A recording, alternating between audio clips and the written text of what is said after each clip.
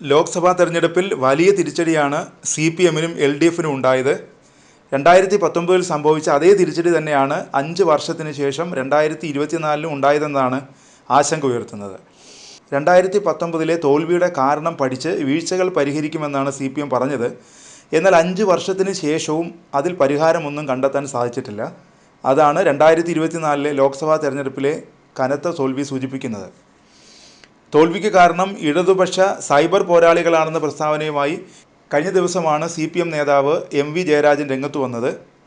ലോക്സഭാ തെരഞ്ഞെടുപ്പിലെ തിരിച്ചടിക്ക് പിന്നിൽ സാമൂഹ്യ മാധ്യമങ്ങളിലൂടെ നടത്തിയ ഇടതുവിരുദ്ധ പ്രചാരണങ്ങളാണെന്നായിരുന്നു ജയരാജൻ പറഞ്ഞത്.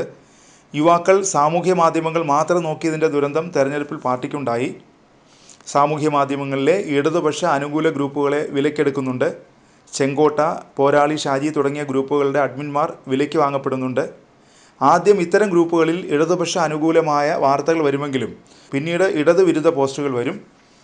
ഇത് പുതിയ കാലത്ത് നാം നേരിടുന്ന വെല്ലുവിളിയാണ്. ഇക്കാര്യം പാർട്ടി പ്രവർത്തകർ മനസ്സിലാക്കണമെന്നാണ് ജയരാജൻ പറഞ്ഞത്. ഇതിനു പിന്നാലെ പോരാളി ഷാജി മറുപടിയും നൽകി.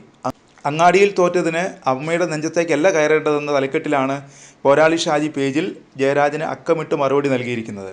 ജനാധിപത്യത്തിൽ ജനങ്ങളാണ് വലുതെന്ന് നേതാക്കൾ ഇനിയെങ്കിലും തിരിച്ചറിയണം. ദന്തഗോപുരങ്ങളിൽ നിന്ന് താഴെ ഇറങ്ങി ജനങ്ങൾക്കൊപ്പം നിൽക്കണം. അതിന് പറ്റിയില്ലെങ്കിൽ ചോര കൊണ്ട് ചുവപ്പിച്ച ഈ ചെങ്കൊടി താഴെ വെച്ച് വല്ല പണിയുമെടുത്ത് ജീവിക്കണമെന്നും കുറിപ്പിൽ പറയുന്നു. അധികാരത്തിൻ്റെ സുഖസൗകര്യങ്ങളിൽ ജനത്തെ മറന്ന് അവരെ പിഴിഞ്ഞു ഭരിച്ചതാണ് ഇടതുപക്ഷത്തിൻ്റെ തോൽവിക്ക് കാരണമെന്നും തങ്ങളല്ല അതിന് കാരണമെന്നും പോരാളി ഷാജി ഫേസ്ബുക്കിൽ കുറിച്ചു. ഞങ്ങൾ ആരുടെയും പൈസ വാങ്ങിയിട്ടില്ല, വാങ്ങുകയുമില്ല. പൈസ വാങ്ങി കുനിഞ്ഞു നിൽക്കാൻ ഞങ്ങൾക്ക് ബിനാമി ബിസിനസ്സൊന്നുമില്ല. CPM-നെ വിമർശിക്കുന്നവരെ വളഞ്ഞിട്ടാക്രമിക്കുക പോരാളി ഷാജി പേജിൻ്റെ ശൈലിയല്ല. ഇത്തരം സൈബർ ആക്രമണം നടത്തുന്നത് പാർട്ടിയുമായി ബന്ധപ്പെട്ട മുഖമുള്ള ഒരു വിഭാഗം അണികളാണ്. അതിന് മറുപടിയല്ല. ഇത്രയെങ്കിലും പറഞ്ഞില്ലെങ്കിൽ ഇടത് അനുകൂലിയാണെന്ന് പറയുന്നതിൽ അർത്ഥമില്ലെന്നും പോരാളി ഷാജി പോസ്റ്റിൽ വ്യക്തമാക്കി. സപ്ലൈകോയിലെ സാധനങ്ങളുടെ കുറവ്, കെട്ടിട പെർമിറ്റ് ഫീസിലെ കുത്തനെയുള്ള വർധന, PSC റാങ്ക് പട്ടികയുമായി ബന്ധപ്പെട്ട സമരം, നവകേരള സദസ്സിലുണ്ടായ പ്രതിഷേധവും പോലീസ് നരനായാട്ടും, നവകേരള യാത്ര, കർഷകർക്കുള്ള ആനുകൂല്യങ്ങളുടെ ലഭ്യതക്കുറവ്, കരുവന്നൂർ സഹകരണ ബാങ്കിലെ തട്ടിപ്പ് തുടങ്ങിയ 19 വിഷയങ്ങളാണ് ഇടതിൻ്റെ തോൽവിക്കുള്ള കാരണങ്ങളായി പോരാളി ഷാജി ചൂണ്ടിക്കാട്ടിയത്. പെൻഷൻ വാങ്ങുന്നവനും സപ്ലൈകോയിൽ നിന്ന് സാധനങ്ങൾ വാങ്ങുന്നവനുമാണ് നമ്മുടെ വോട്ടേഴ്സ് എന്ന് എന്തുകൊണ്ട് നിങ്ങൾ മനസ്സിലാക്കിയില്ലെന്നും പോരാളി ഷാജി ചോദിച്ചു.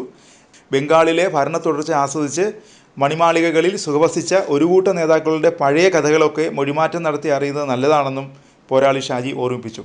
തെരഞ്ഞെടുപ്പ് ഫലം പുറത്തു വന്നതിന് പിന്നാലെ CPM നേതാക്കൾക്കെതിരെ ശക്തമായ വിമർശനമാണ് പോരാളി ഷാജി ഉയർത്തുന്നത്. ഇത്രയും വലിയ തോൽവിയിലേക്ക് ഇടതുപക്ഷം പോകാനുള്ള കാരണം പോരാളി ഷാജിയല്ല. ജനങ്ങളെ സേവിക്കാൻ ജനങ്ങൾ തെരഞ്ഞെടുത്ത മുഖ്യമന്ത്രി മകൾക്കും മരുമകനും ബിസിനസ് സാമ്രാജ്യം കെട്ടിപ്പടുക്കാൻ പാർട്ടിയെയും പൊതുഖജനാവിനെയും ദുരുപയോഗം ചെയ്തതുകൊണ്ട് മാത്രമാണെന്നാണ് പോരാളി ഷാജി ഫേസ്ബുക്കിൽ കുറിച്ചത്. അതിനിടെ തോൽവിയുടെ ഉത്തരവാദിത്തം ഏറ്റെടുത്ത് മുഖ്യമന്ത്രി പിണറായി വിജയൻ രാജിവെക്കണമെന്നും ശൈലജ ടീച്ചറെ മുഖ്യമന്ത്രിയാക്കണമെന്നും പോരാളി ഷാജി ആവശ്യപ്പെടുന്നുണ്ട്. രണ്ടാം പിണറായി സർക്കാരിൻ്റെ പ്രകടനം മോശമാണെന്ന വിമർശനമാണ് പൊതുവെ ഉയരുന്നത്. പാർട്ടി പ്രവർത്തകരും ഇതേ അഭിപ്രായമാണ് പങ്കുവയ്ക്കുന്നത്. മന്ത്രിസഭയുടെ മുഖം മിനുക്കണമെന്ന ആവശ്യവും ശക്തമാണ്. CPM-നും ഇടതുപക്ഷത്തിനു വേണ്ടി നിലകൊള്ളുന്ന സോഷ്യൽ മീഡിയ പേജുകളിലൊന്നാണ് പോരാളി ഷാജി. അതുകൊണ്ട് തന്നെ ഇടത് അനുഭാവികളുടെ പൊതുവികാരമെന്ന അഭിപ്രായവും ഉയരുന്നുണ്ട്.